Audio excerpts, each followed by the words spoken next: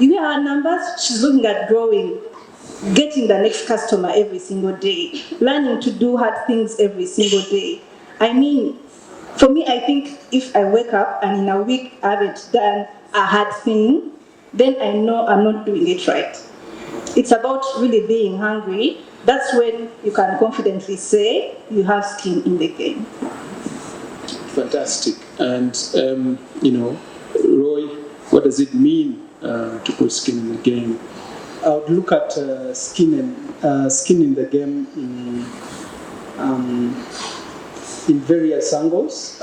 One of the obvious is the commitment of the entrepreneur towards achieving his core goals and objectives. But beyond that, you need to be very creative because many times you need financial resources.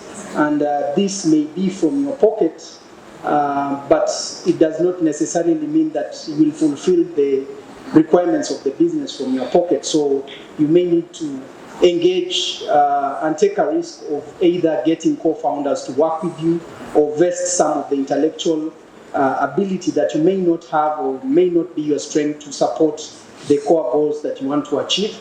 At the same time, you may need to engage potential investors to come on board, but that is how do you manage and how do you calculate the risk towards achieving the goal or the fulfillment of what you call the game. So putting skin is beyond just you being able to do what you need to do to get there. Intellectually, financial resource, you need to be able to analyze what risk are you willing to take. Are you willing to use all your money from your pocket, which may still not achieve the goal? You may actually need to borrow or partner. I know there is always a huge mistrust amongst us, and we'd rather keep our innovations under the carpet or under the shelf for some time. Now, that is a risk because you'll find at some point somebody else maybe has thought about it and has run away with it, and met entrepreneurs who say, but that was my idea, I would have implemented that, but why didn't you, or why didn't you take the risk? So there's the aspect of calculating the risk in terms of partnership. Obviously, you not trust everybody, but there could be some people you can engage and potentially work with. I think my colleagues here support entrepreneurs, at least two of my colleagues support entrepreneurs in their organizations. You can trust and see what programs they have. As Imuka, we equally work with entrepreneurs towards helping them navigate, grow, and scale, and also help them connect with the right partners where they can form the right synergies. So I must say there is the element of the intellect, the financial resources which may be within or out, and also managing your risk in terms of, okay, what do I need to do to actually get this done? It may not be only you, and don't just think of yourself, because none of us was built with everything. You'll always find there's something you lack that you actually need. The question is, how can you manage that process and ensure that your business grows that fast? One thing I noticed, and that is what really spurs us as Imuka in what we do, is we found we've done some programs where we go with entrepreneurs in Europe, and you find when, as our colleagues were pitching, you find somebody trying to pitch, I want to scale, like you'll find most of them, the market is Uganda, and here you see somebody pitching, he's just finished Europe and Asia, he now wants to go to another continent, while here somebody is trying to go, like you see a huge difference, and it's not because he's thinking about himself, he's thinking about the strategic partnerships that he has built that will spur him, okay? Rarely will you find a hockey stick kind of growth here, because most of us first have to kill ourselves with the business before we think of opening the business outside, while there somebody actually starts the business thinking, how best can I take it to a level where the value attracts the others to come in. So those are aspects that when you are looking at putting skin in the game, it's not really just about you. It's also about how you can synergize with those who can bring strategic strengths into what you're trying to do to achieve the ultimate goal of what you envisage to achieve. Thank you. Fantastic. And finally, to Tabitha, because you embody both worlds as startup support, but also founder, what does it mean among the founders you see at Hive, and the work that you do at Wape? What does putting skin in the game look like? And For me, from both perspectives, from the entrepreneurs we've supported through Outbox, NCCF High Innovator, and our various projects, but also from the perspective of a co-founder, it's immersing yourself in the boring work. Many of us do not want to do the boring work. The boring work, I mean the things that create systems, the things that make the business run when you're absent, the things that empower your team to appreciate the work that you do, speak to your product, and make it possible to run in the event that you're absent. But also the stuff that is not flowery, the stuff that is, how would I put it? Making sure that your product sticks. So you find that, for lack of a better word, we have people who serially pitch. All they're looking at is gathering money, but you are not diverting this money to making your product work for the consumer. Yes, you're gathering all this money, you're trying to take something to the market, but does it work? Did you stick around long enough to ensure that this process still sticks? You say you have a product, yes you do, but we'll visit your website. I try to make a purchase on your website, but it does not function. Does this truly speak to your work? Does this show you that you're really passionate about this? Are you truly invested in this thing? So for me, it's ensuring that the boring stuff works before you make the flowery stuff begin to, flow around for you. Because it's the boring stuff that will make the flowery stuff come to you. Nobody wants to invest in a product that doesn't work. Nobody wants to invest in a business where processes are not appreciated, processes do not work. No investor is going to dish out $20,000 to you when they do due diligence and you're like, oh yes, we have a cold press machine over there, but we only work when we have orders. Why don't you have a consistent flow of orders? Why haven't you created a market, or why haven't you sought a market out for your business, out for your product in the first place? So for me, it is doing the boring work, the stuff that really says that you have skin in the game. Allow me just to add on a very strong point she has shared. Most of us, she calls it boring, but I think if you see the significance of what it means to have systems, then you appreciate where it can take your business. I think we all enjoy seeing when we go to CJ's, correct? When you go to KFC, correct? Some of you enjoy Coca-Cola, or you've drunk Coca-Cola brands and stuff. They don't produce Coca-Cola from US. They probably bring just a mix, but there are standard processes and mixtures that have to be done, correct? And if they mess, the taste changes. In KFC, the experience, the taste of the chicken here is the same, on one branch is the same as the other. In CJ's, the experience of the service you find somewhere is the same. You will almost find no difference. The people will be different, but the process at which they serve will be the same. Now, most of us look at systems just from the financial point, but imagine where your business is standard in terms of this is how we do it. This is the quantity we mix. That allows you to even take a holiday when things are moving. Most of us, if you don't allow it, you'll find you are the one who wakes up at 4 and you sleep at 10. And when you are sick also, the business becomes sick because you are not allowing systems in the business. And that is why it is very important for us to think beyond you. Can the business exist as a business, not as you? Can you allow the business to exist independently? So, and putting skin in the game allows you to first think of the business and ensure that it thrives as an independent entity. Thank you. I think I would call that little bit the key man risk.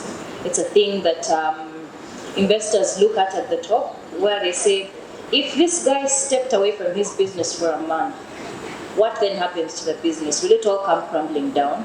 Because the business is centered around a singular individual, that this is the only person who knows the way the accounts work, the only person who can talk to you about how the product works, only person who has the contacts of the suppliers, the only person who has the contacts of the people who send your product to market. And I think that's something that needs to be removed from us as entrepreneurs, where we feel like if I hold all the cards to my chest, that's the safest bet, the safest way to play my job, the safest way for me to run my business.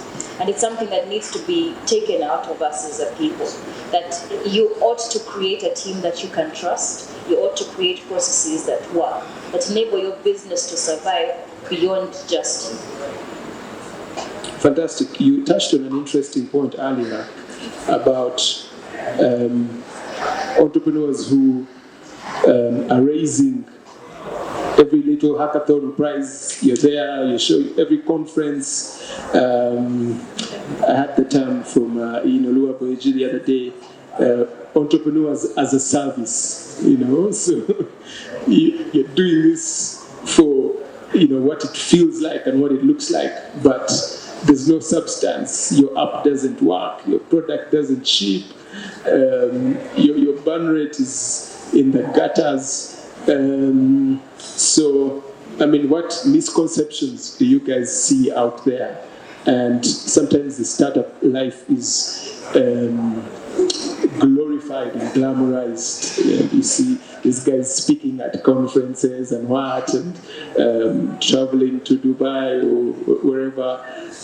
But the grind is really hard, and you have to stick it out for so many years. You've been here 6-7 years, and fun fact: we were in law school together. I was just a few years below, but really, our colleagues that's weird. That's why you're familiar. Oh my goodness!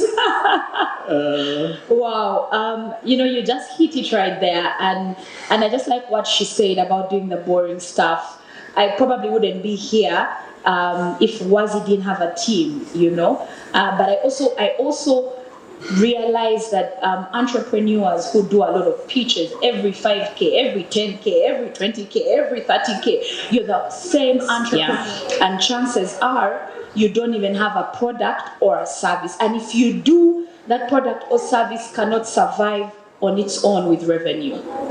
Because ultimately, we're building businesses that are creating solutions. And if somebody is willing to pay for your solution, you'll be on those flights very so often, because there's work to do here in Kampala. There's work to do here in Uganda. You don't build systems overnight. You don't build systems in 2 days. You build systems deliberately, intentionally, every single day. You ensure that the team understands that the company you're building is not for you, it's not for your son, it's not for your daughter, it's a generational company, it's a legacy company. That the visionaries may go, the founders may go, but the product and the service will remain for generations to come, because it's a good product, because it's a good service. Yeah? And so it's one thing to be on a plane, and it's a great thing to get exposure, and it's a great thing to go for pitching contests, but you can only do it for so long if you have an actual solution, because sooner or later people will want your solution. Not how many times you go for the pitches, not how many plane tickets you get, but because you have an actual product and an actual solution that is being transformative in the market. I think I'd like to feed into what she said. I'd like to give an actual live example. So I know of an entrepreneur who has had a great product, has got funded several times, over and over again. However, recently, because I liked the product, me and a couple of friends reached out to make a bulk order. Right. Yeah, so we reached out, we're like, oh, we'd like X amount of said product. And they're like, I have not actually sold something in about 6 months. Wow. But this person has amassed over 150K USD in funding for the product. But where is said product? Fantastic. Let me add something. Let me add something to what Tabitha is saying. Yeah. You know what's happening lately is the investors are awake. Yeah. That's so right. You could come and pitch. Hi, Innovator, I'll give you the 20K. And then the due diligence starts.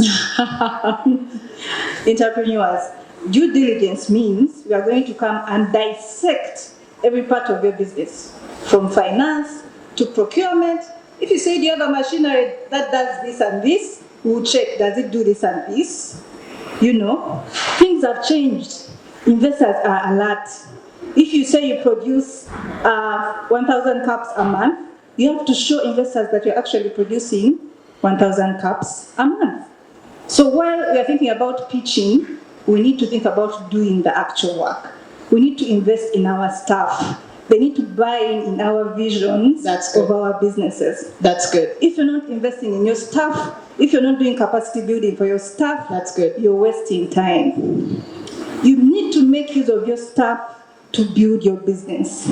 If you have dormant people working for you, get rid of them now, today. Sit down with your team every week, do meetings, do KPIs. You need to pay people that are actually bringing money for you. This business of massaging people, no.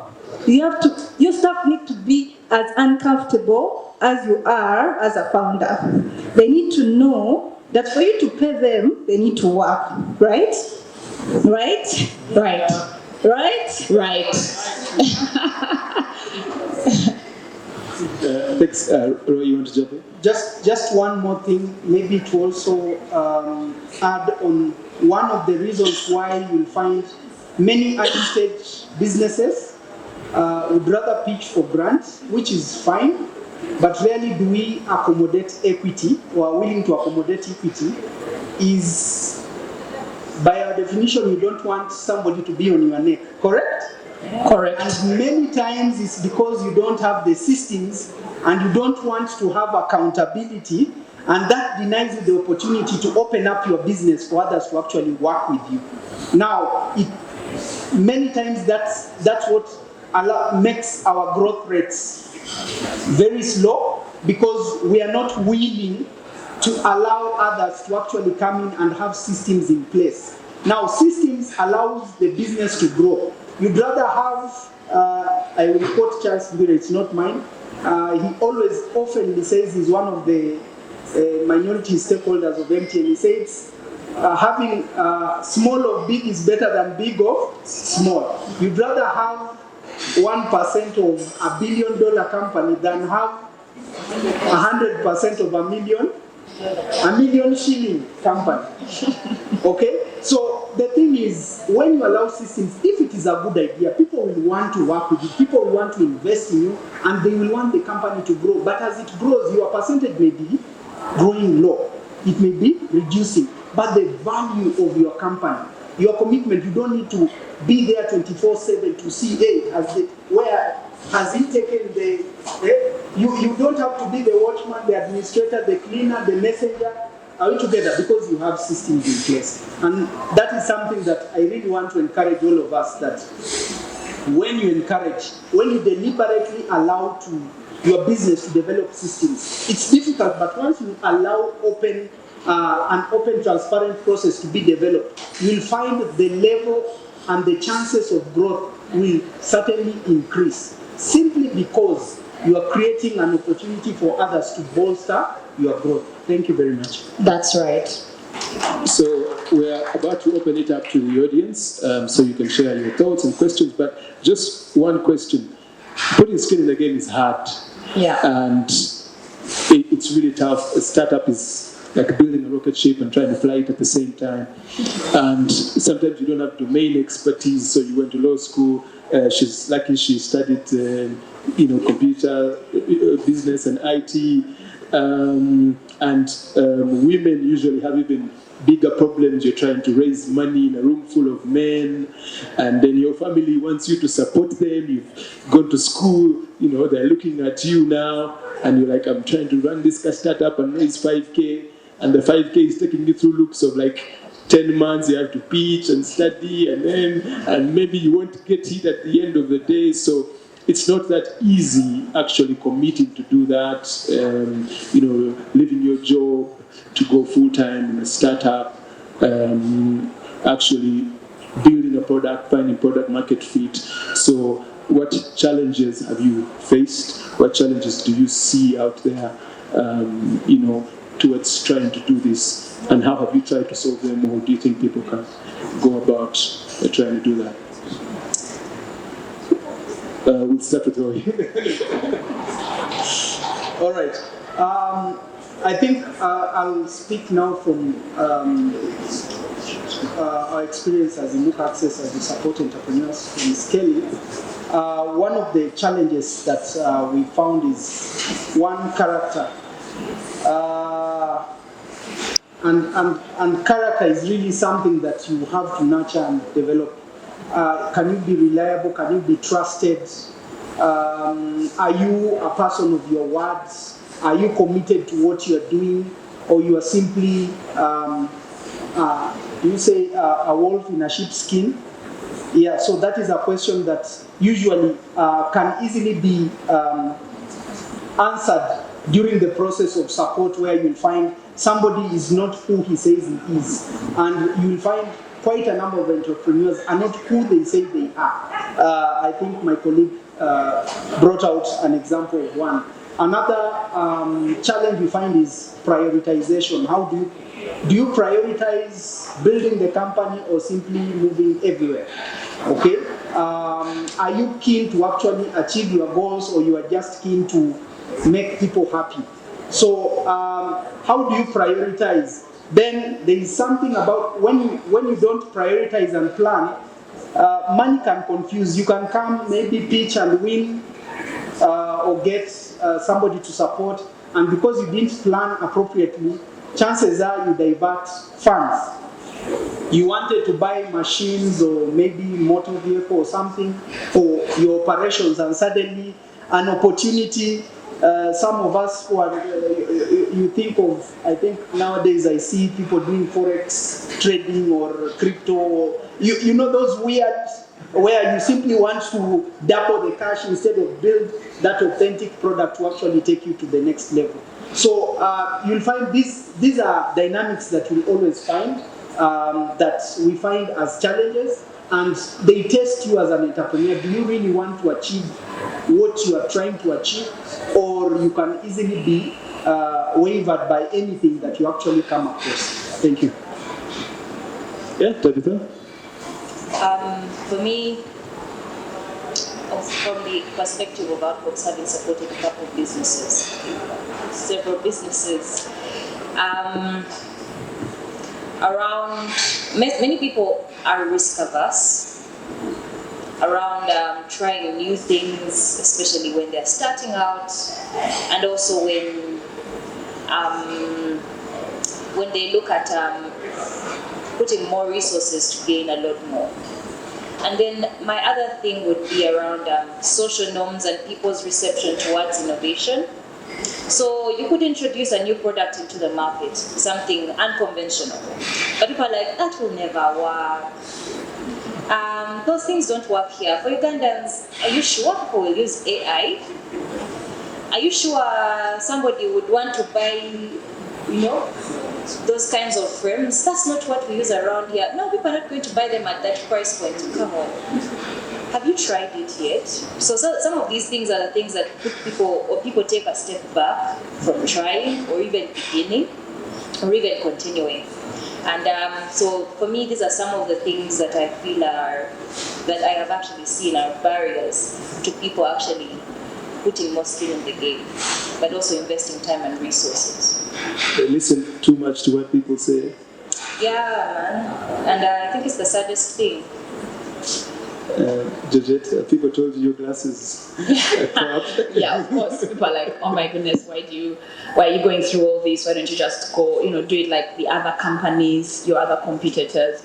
But our value proposition is the design and manufacturing locally and all the dynamics that come from it, but also being pioneers, pace setters, and saying, if they can do it, why can't we do it? Why can't we have well-designed, locally manufactured eyewear for African facial futures? But to answer your question, I was just thinking that exposure, I think, to the right entrepreneurs and also investors. And I say this, and I'm going to give an example, right? So Wazi has raised both grant capital from credible institutions, and he's also raised angel VC capital, right? And I realized that if you have not been faithful, and if you've not been clean and clear, to his point, we'd say that grant capital, the chances of you raising and being trusted with VC angel capital are slim to none, right? But when I say the right exposure, so Wazi has been fortunate, and I really do see that we have been fortunate to be exposed to the right entrepreneurs, right institutions that set in motion the right programming, and just not the programming, but even the capital that is needed to unlock your next season or your next stage of growth, right? And we've also been exposed to the right VC angels who want to change your mindset, So you've been getting X grant capital, but now you're getting this kind of capital. What's your mindset supposed to be? How are you supposed to look at the market? What are your priorities? When you wake up in the morning as an entrepreneur at 4 a.m. or 3 a.m., whatever time you may wake up as an entrepreneur, and you're setting your goals for the day, what do those goals look like? And what is driving that? I remember we're having a board meeting, and the observer, because when you get it, when you get that kind of capital, you either have them on your board have a seat, or they are an observer. On our particular board, they happen to be an observer. So we had the board meeting, it was physical, and at the end of the meeting, this is what he said. He told the entire board, and he said, I like this business because this business has one parameter. It's either I have sold glasses or I have not sold glasses. That's it. Now, other businesses have different dynamics, but Wazi, it's either you've sold glasses or you've not sold glasses. Meaning, if you're failing, you've not sold glasses. If you're doing, you've sold what? Glasses. So what? So just the statement alone just is able to change the entire mindset of not just me, but the entire team and the board and everybody who's giving capacity in it, whatever way, towards it, to understand that that's the basis of everything that we do when we wake up every morning. So we've been fortunate to be exposed to the right entrepreneurs who have the right thinking and are focused on the right thing, the right investors, the right grant capital institutional investors. It just has to be right. Money in its own is not good enough. It's not good enough. Send us some of those right investors. Yes, I know time is up. I'll make it brief. There are so many challenges, especially us that work with women. Believe me, by the time we unlock capital for our women business, we've done a lot of massaging from down. We've done a lot of gender sensitivity approaches to get the woman to finally get the money up there. But one thing I want to emphasize is your vision. You need to believe in your vision for other people to believe in your vision. Of course, you need to have a vision that works. She has talked about having a board. I learned the hard way when I was starting Kazi. I believed in my vision, but I had to bring in advisors to help me twitch my vision a little bit. So it's good to have a vision, but please get advisors to help you align your vision. Then secondly, I learned the hard way that people want to be associated with you when you're doing well. When you're not doing well, even your family sometimes doesn't support your business. Say it louder. So please fight hard. Right now, we get so many proposals for partnerships because we are doing well. It wasn't the case before. So please fight so hard to do well. Fantastic. And before we close, if we have one or two people who want to contribute in the audience, the gentleman in the glasses. Only one question from the gentleman. I think we can take the gentleman and the lady, and then we'll... I will use my veto powers here. All right, thank you so much. It was a very insightful panel. I have... let me just summarize all the questions that I have. So the questions that I have are situated around systems, as most of you mentioned, and then also funding. So at what point does an entrepreneur, at what point should an entrepreneur seek funding for their business, and also which type of funding do they think should they seek for? Is it grant, is it debt, or is it equity? Because we find that most businesses in Uganda don't run away from the equity bit of it, and also the debt, and very keen on trying to get grants, as I think it's very well known to all of us. And then also, how can an entrepreneur work towards developing systems for their business, and in what relationship is there between the systems that they develop with the business processes that they have within their business? To whom is that question addressed? The investor, maybe Roy, the investor. And the next session actually is about funding, so maybe we could focus more on the systems. On systems, there's a debate we've been having on the Founders Lounge platform. There's this Vusit and the choir quote that if your business can't survive without you for 90 days, you're not an entrepreneur, you're self-employed. Is that, did you guys believe that's the case? Can your business survive without you 90 days? Should it? It must. If you're going to build a legacy business that outlives even your great-grandchildren, it must be able to survive you in 90 days. But to answer his question about processes and systems, is that what you said, right?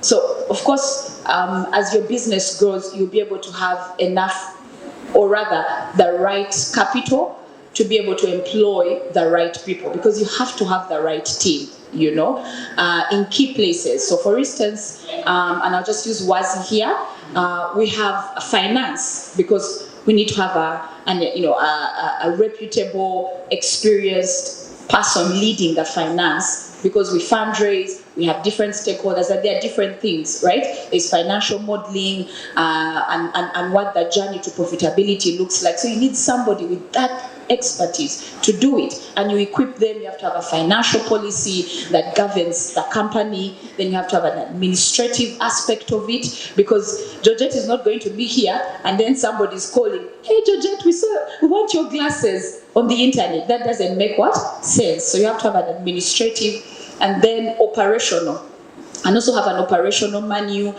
to guide that. Of course, an HR policy to guide that. But like I said, the more money that you have access to, either by revenue or by investment, then you're able to place these people in those positions. But that's why I also say that you have to have the right exposure to the right partners, yeah, because some of this money comes with that kind of support.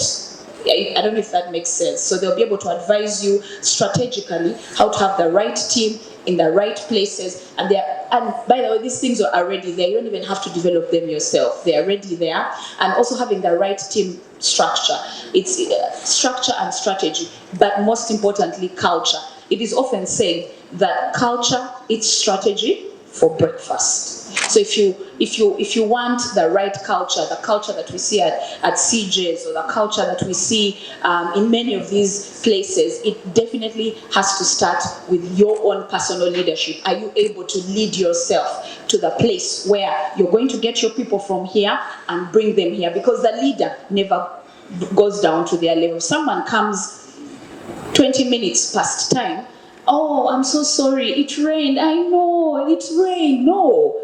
Rain or shine, if you said 8 a.m., it is 8 a.m. You get what I mean? So you raise them up to where you are as a leader. And you will never go beyond your leadership cup. Yeah. Okay, who else wants to answer this, because we're out of time? Okay, just the two of you, let's be quick. Allow me just to answer the two questions, but I'll start with systems. I think for anybody who is aspiring or who is starting, let's demystify systems.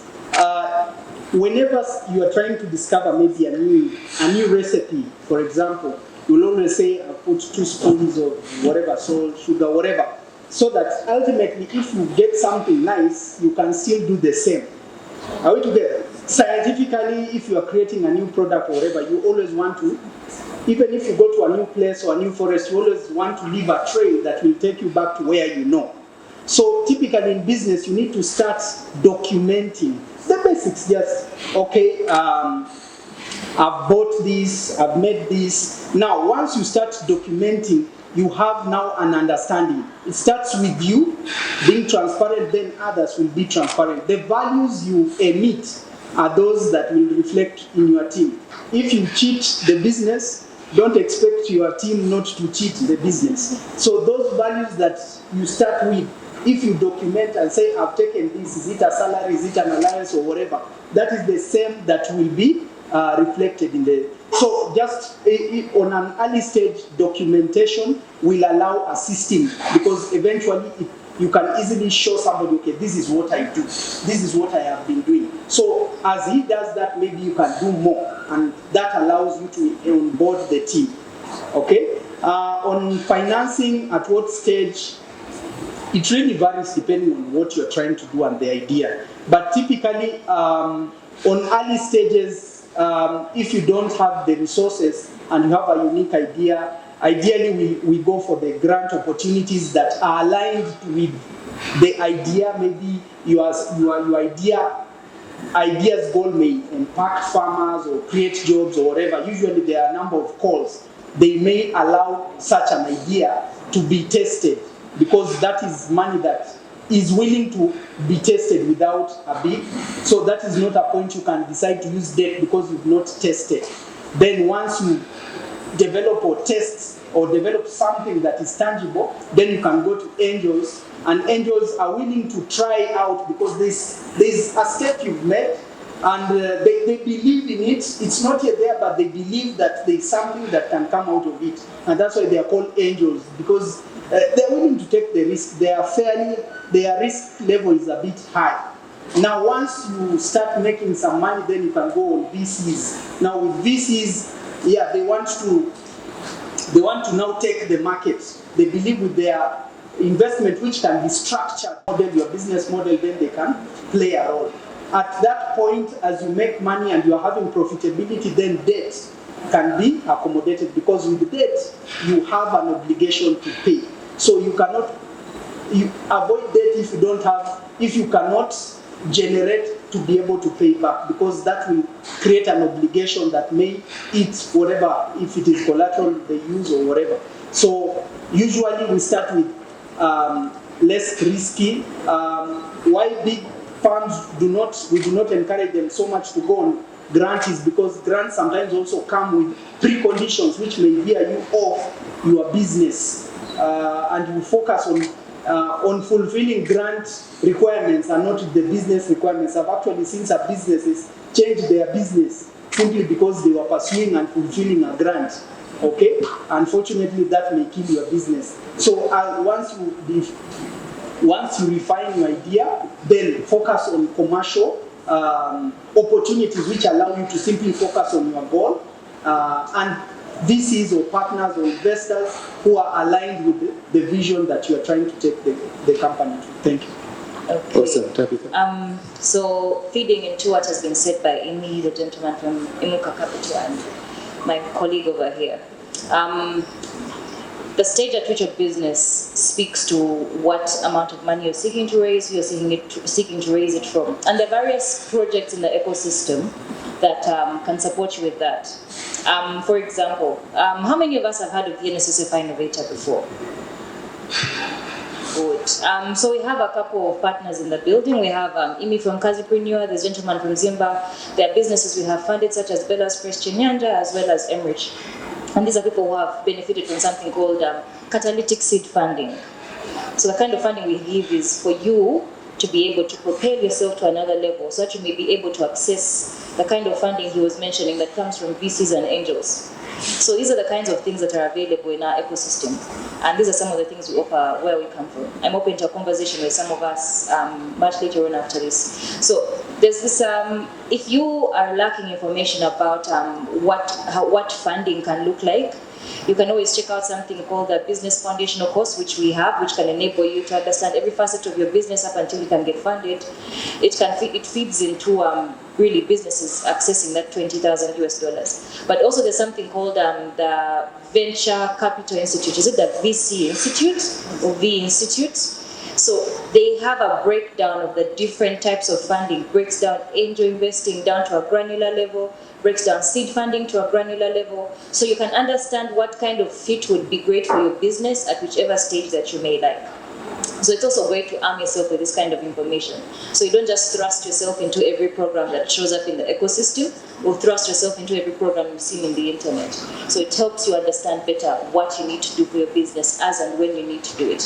Fantastic. And to the grantpreneurs who like grants, there's no such thing as a free lunch. Let's have a round of applause for our panel, ladies and gentlemen. Thank you so much. It's been wonderful. And we wish you guys the best in forthcoming. Thank you. I didn't hear any hand claps here. Let's give them another round. I think it's a good time to do a standing ovation. Stand up, clap your hands, stretch a bit as well. Fantastic, fantastic. Thank you so much, Donald.